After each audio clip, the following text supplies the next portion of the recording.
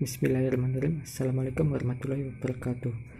Nama saya Ramona Iqbal Kamajaya, NPM 200082009. Di sini saya akan mempresentasikan makalah tentang taharah. Pengertian taharah. Taharah menurut bahasa ialah bersih dan bersuci dari segala kotoran, baik yang nyata seperti najis maupun yang tidak nyata seperti aib. Menurut istilah para fuqaha, berarti membersihkan diri dari hadas dan najis seperti mandi, wudhu, dan bertayamum. Macam-macam taharah. Bersuci dari dosa atau bertobat kepada Allah yang merupakan taharah rohainah, juga sebagai metode mensucikan diri dari dosa-dosa yang besar maupun yang kecil kepada Allah. Allah Subhanahu wa Ta'ala berfirman kepada dalam Al-Quran, artinya, dan hendaklah kamu memohon ampunan kepada Tuhanmu dan bertobatlah kepadanya. Niscaya Dia akan memberikan nikmat yang baik kepadamu sampai waktu yang telah ditentukan, dan Dia akan memberikan karunia-Nya kepada setiap orang yang berbuat baik, dan jika mau berpaling, maka sesungguhnya Aku tahu kamu akan ditimpa azab pada akhir yang besar atau kiamat. B. Menghilangkan najis. Najis menurut bahasa ialah apa saja yang kotor, baik jiwa, benda, maupun amal perbuatan. Sedangkan menurut fuqaha berarti kotoran yang berbentuk zat yang mengakibatkan sholat tidak sah.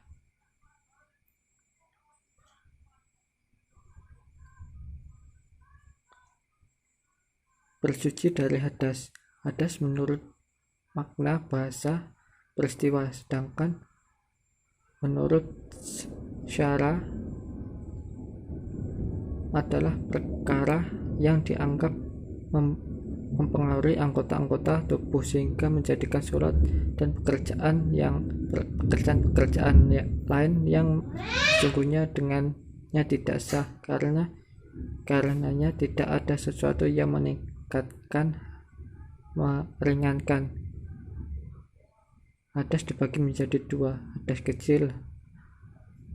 hadas kecil perkara yang sesungguhnya mempengaruhi 4 anggota tubuh manusia, yaitu wajah, tubuh, tangan, dan 2 kaki.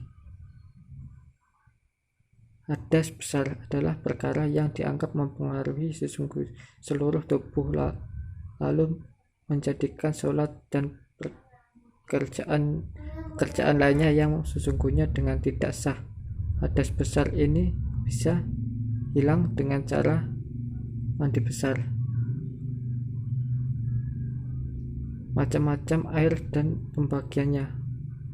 Macam-macam air yang dipergunakan untuk bersuci dan ada 7 macam. 1.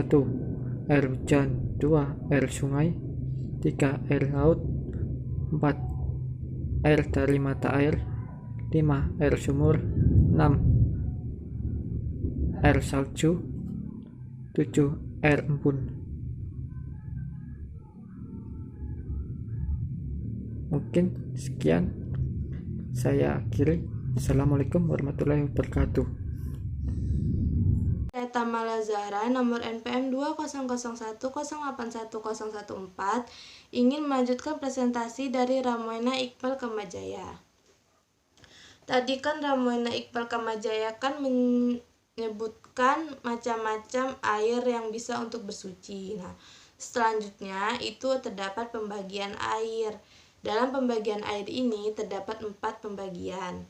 Yang pertama yaitu air mutlak atau air yang murni, itu bisa mensucikan.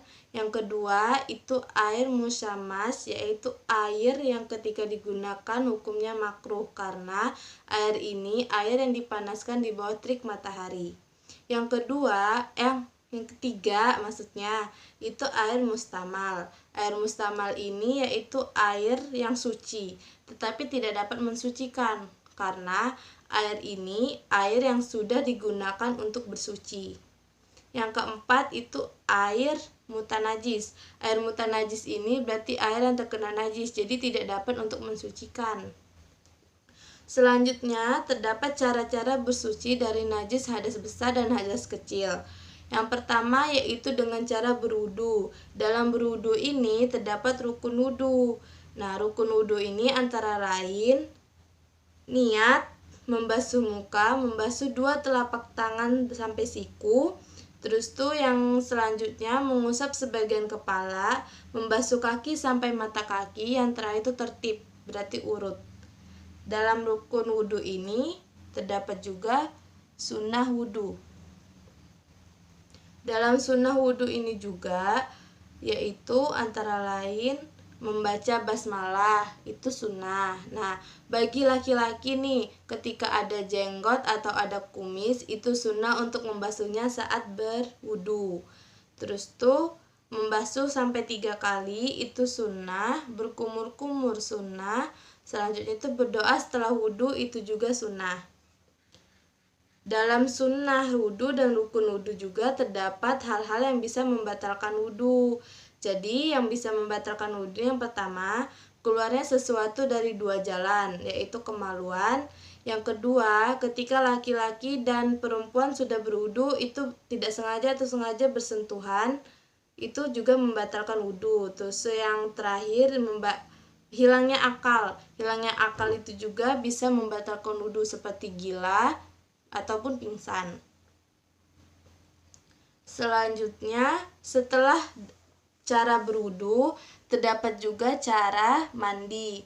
Nah, cara mandi ini dilakukan itu ketika berhubungan suami istri, mengeluarkan mani, ketika mati, kita ketika haid atau setelah haid kita wajib mandi. Terus tuh adanya nifas sama adanya wiladah. Wiladah itu berarti melahirkan. Nah, dalam mandi ini disebut juga mandi wajib atau mandi besar. Itu untuk mensucikan diri dari hadas besar. Terus tuh dalam mandi ini juga terdapat rukun mandi. Yang pertama niat, menghilangkan najis di bagian tubuh kita yang tidak bisa terkena air yang mengalir. Terus tuh yang ketiga itu meratakan air ke seluruh tubuh kita. Itu rukun mandi. Setelah dalam rukun mandi ini terdapat juga sunnah mandi. Sunnah mandi ini itu membaca basmalah, membasuh sampai 3 kali, berwudu sebelum mandi, sama memakai basahan, itu termasuk salah satu sunnah. Setelah mandi terdapat juga tayamum. Tayamum ini berarti kita mensucikan diri dari sesuatu dengan menggunakan debu. Kenapa dengan menggunakan debu? Karena ketika tidak ada air atau benar-benar tidak ada air, walaupun kita tidak ada air di sekitar kita, terus kita berusaha untuk mencari air tapi tetap tidak ada, maka kita bisa untuk bertayamum. Syarat tayamum itu Islam, terus tidak ada air, berhalangan menggunakan air atau kita saat sakit, itu juga bisa untuk bertayamum. Dalam syarat tayamum ini juga terdapat rukun tayamum. Nah, rukun tayamum itu yang pertama niat. Terus tuh yang kedua mengusap muka pakai debu. Terus yang ketiga itu mengusap kedua tangan sampai siku-siku. Terus yang terakhir yaitu tertib. Dalam tayamum ini juga terdapat sunnah tayamum, yaitu membaca basmalah, kayak mendahulukan anggota sebagian kanan. Terus tuh yang terakhir itu menipiskan debu di telapak tangan sama yang berturut-turut. Terus tuh dalam tayamum ini juga ternyata terdapat juga untuk membatalkan tayamum. itu antara lain tuh sama seperti ketika hal-hal yang bisa membatalkan wudhu itu sama juga untuk membatalkan tayamum. Terus tuh yang terakhir itu karena murtad itu juga bisa membatalkan tayamum. Setelah tayamum itu terdapat juga istinja. Nah, dalam istinja ini berarti kan keluar kotoran dari salah satu dua jalan kita atau kemaluan. Nah, dalam istinja ini juga terdapat adabnya. Yang pertama, sunnah mendahulukan kaki kiri ketika masuk kamar mandi, menggunakan alas kaki ketika masuk kamar mandi, terus tidak berbicara di dalam kamar mandi.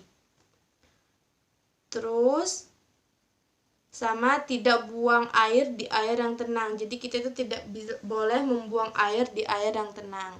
Itu beberapa cara untuk menghilangkan hadas besar dan hadas kecil. Itu tadi berwudu, mandi atau mandi besar, terus tuh tayamum. Setelah tayamum itu istinja. Nah, dalam bersuci ini juga memiliki hikmahnya. Ketika kita bersuci, kita mempunyai hikmah dalam bersuci tersebut. Yang pertama yaitu toharoh. Toharoh termasuk tuntunan fitrah kita dalam bersuci. Terus yang kedua memelihara kehormatan dan harga diri orang Islam.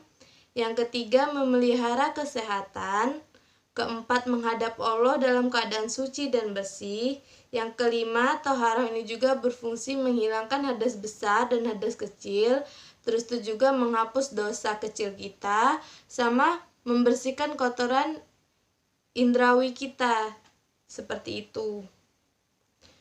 Jadi, sekian presentasi saya Tamala Zahra dan Ramona Iqbal Kamajaya tentang toharoh. Jika ada kesalahan atau kekurangan, kami meminta maaf yang sebesar-besarnya. Sekian kami ucapkan. Wassalamualaikum warahmatullahi wabarakatuh.